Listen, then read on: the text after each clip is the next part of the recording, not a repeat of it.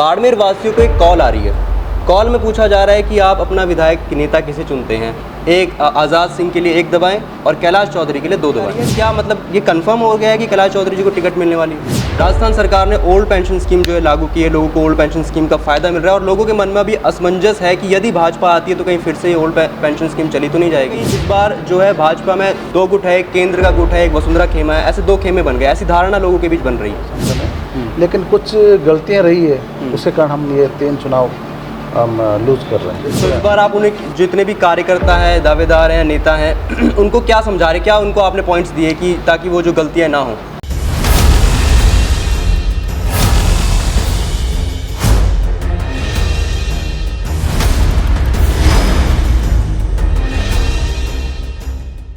पश्चिमी राजस्थान का सियासी तापमान दिनों दिन बढ़ता जा रहा है और ऐसे में नेताओं के पसीने छूटते भी नजर आ रहे हैं, क्योंकि चुनावों को महज अब कुछ ही महीने बाकी हैं।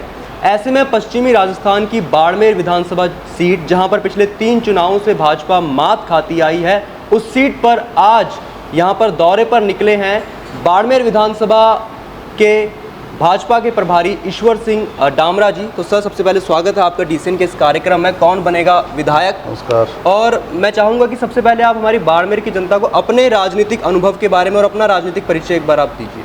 मेरा नाम ईश्वर सिंह डावरा है जी।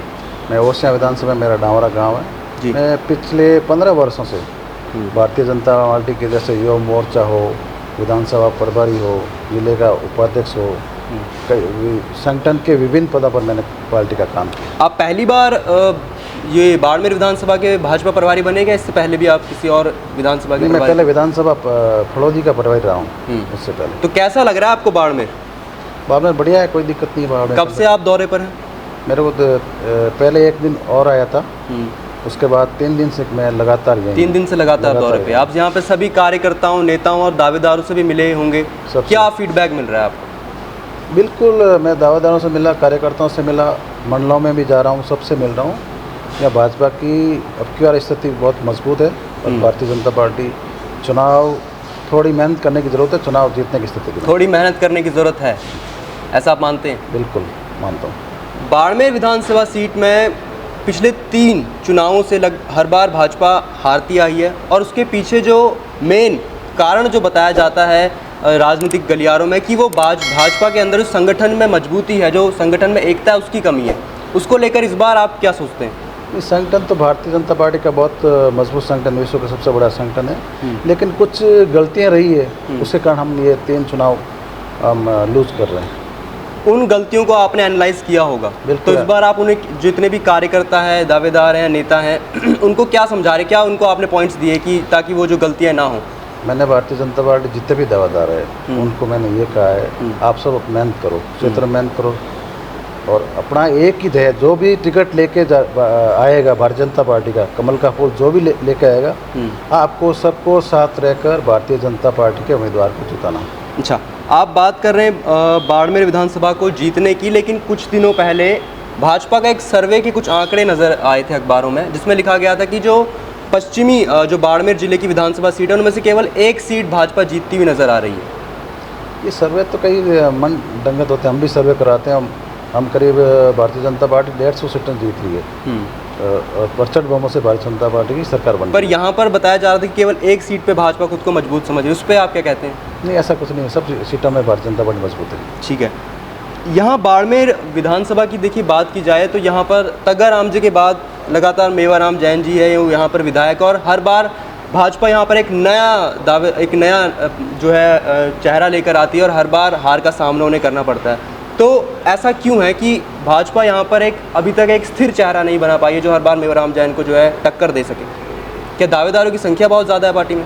दावेदार की संख्या भी, कार्यकर्ता बड़ी पार्टी है तो बहुत सारे कार्यकर्ता है। वो अब पार्टी ने क्या डिसीजन लिया, किस हिसाब से टिकट दिया, उसमें परिस्थितियाँ क्या रही होगी, लेकिन अब भारतीय जनता पार्टी अब की बार निश्चित रूप से, मैं ये कहना चाहता हूँ, बाड़मेर में 3-4 दिनों से यहाँ हूँ, यहाँ के लोग कांग्रेस के कुशासन से, विधायक जी के जो कार्यशैली उससे बहुत ज़्यादा नाराज़ हैं और भारतीय जनता पार्टी के पक्ष में अब की बार भारतीय जनता पार्टी भारी मत करेंगे और हम ये सीट पश्चिमी राजस्थान को लेकर क्या कुछ प्लान है बीजेपी के कि हम अगर सत्ता में आते हैं तो ये कुछ कार्य जो है बाड़मेर विधानसभा सीट में करेंगे?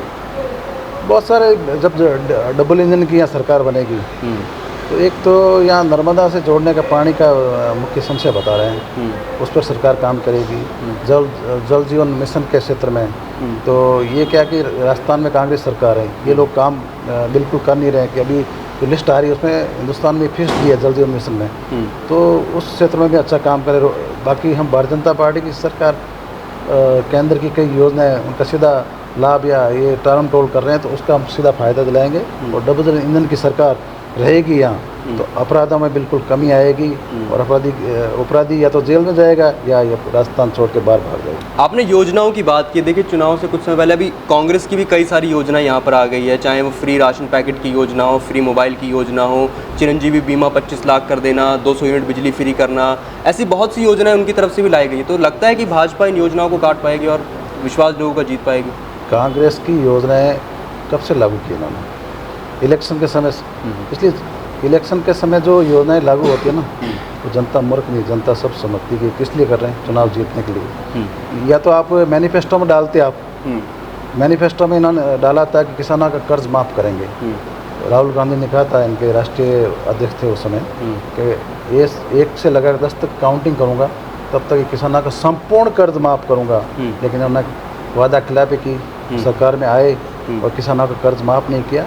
तो ये झूठे वादे करना और कांग्रेस की फितरत में रहा है, ये हमेशा झूठे वादे करके सरकार में आते और काम क्या करते हैं ये आपस में। डिप्टी सीएम और मुख्यमंत्री जी के क्या स्थिति रही, मुख्यमंत्री जी ने उनके प्रदेश द्रोह का मुकदमा करके गिरफ्तारी तक की तैयारी कर ली थी। तो इसलिए झूठे वादे करते जनता इनके बहकाव नहीं। जो मोबाइल अभी मोबाइल दे रहे हैं ना, तो वो मोबाइल वहाँ से लेके वो हमारे पास आकर भारतीय जनता पार्टी के वो मेंबर बन रहे हैं। तो ये जो भी है सब भारतीय जनता पार्टी को आपने बिल्कुल कर्ज माफ़ी की यहाँ पर बात उठाई, लेकिन एक और बात जो काफ़ी ज़्यादा लोगों के मन में जिसको लेकर जिज्ञासा है कि ओल्ड पेंशन स्कीम, राजस्थान सरकार ने ओल्ड पेंशन स्कीम जो है लागू की है, लोगों को ओल्ड पेंशन स्कीम का फ़ायदा मिल रहा है और लोगों के मन में अभी असमंजस है कि यदि भाजपा आती है तो कहीं फिर से ये ओल्ड पेंशन स्कीम चली तो नहीं जाएगी?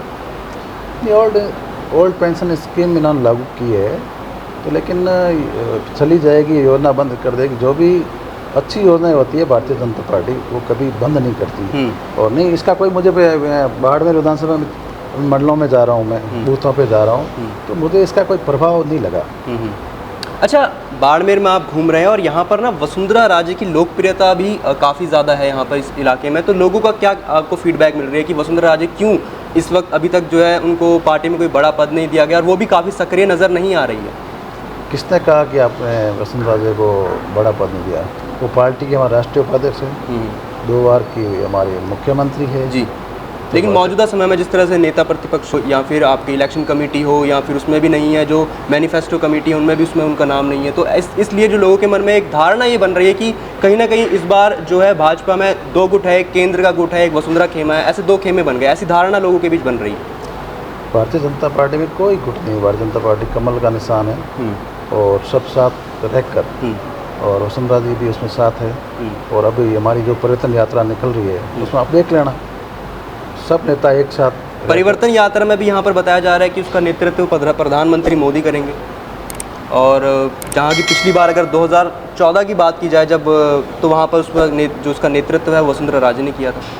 ये परिवर्तन यात्रा तो उस समय स्वराज संकल्प यात्रा, राजस्थान की मुख्यमंत्री थी वसुंधरा जी, तो उन्होंने स्वराज संकल्प यात्रा निकाली थी। तो मोदी जी करेंगे, उससे बड़े हमारा सौभाग्य क्या होगा? विश्व के सबसे लोकप्रिय नेता यदि हमारा नेतृत्व कर रहे हैं या राजस्थान में उनके चेहरे पर हम चुनाव लड़ रहे हैं, उससे बड़ा सौभाग्य मेरे हिसाब से हो नहीं सकता। कांग्रेस के पास न चेहरा है, न चाल है, न चरित्र है। ठीक है, यहाँ पर आप बात कर रहे हैं कि संगठन की मजबूती की आप बात करें, लेकिन आपके आने से पहले ही बाड़मेर वासियों को एक कॉल आ रही है। कॉल में पूछा जा रहा है कि आप अपना विधायक नेता किसे चुनते हैं? एक आज़ाद सिंह के लिए 1 दबाएं और कैलाश चौधरी के लिए 2 दबाएं। तो इसकी आपको कुछ जानकारी है क्या? मतलब ये कंफर्म हो गया है कि कैलाश चौधरी जी को टिकट मिलने वाली है? नहीं, ऐसा तो ये कोई मैंने तो नहीं सुना। नहीं, हमें कॉल आई है यहाँ पर लोगों के सामने, मेरे सामने की बात है। वो कॉल आई हो, लेकिन इस तरह का मैंने कोई चर्चा सुनी नहीं। लेकिन तो उनको मानते कि कैलाश चौधरी जी भी यहाँ से टिकट उनको मिल सकती है? अब तो इसमें तो मेरा काम है संगठन को मजबूत करना। अब पार्टी जो डिसीजन लेगी किसको टिकट देगी वो पार्टी का निर्णय होता है। वो पार्टी अपने हिसाब से निर्णय लेगी और उसमें पार्टी का संसदीय बोर्ड जिसपे मोहर लगाएगा वही हमारा प्रत्यक्ष होगा। कमल का फूल हम प्रत्याशी होगा हमारा। ठीक है, तो ये थे ईश्वर सिंह डामरा जी, जिन्होंने बताया कि जो चुनाव बाड़मेर विधानसभा में लड़े जाएंगे ये बिल्कुल यहाँ पर प्रधानमंत्री नरेंद्र मोदी के नेतृत्व में लड़े जाएंगे, उनके चेहरे पर लड़े जाएंगे, कमल के फूल के चुनाव चिन्ह पर लड़े जाएंगे।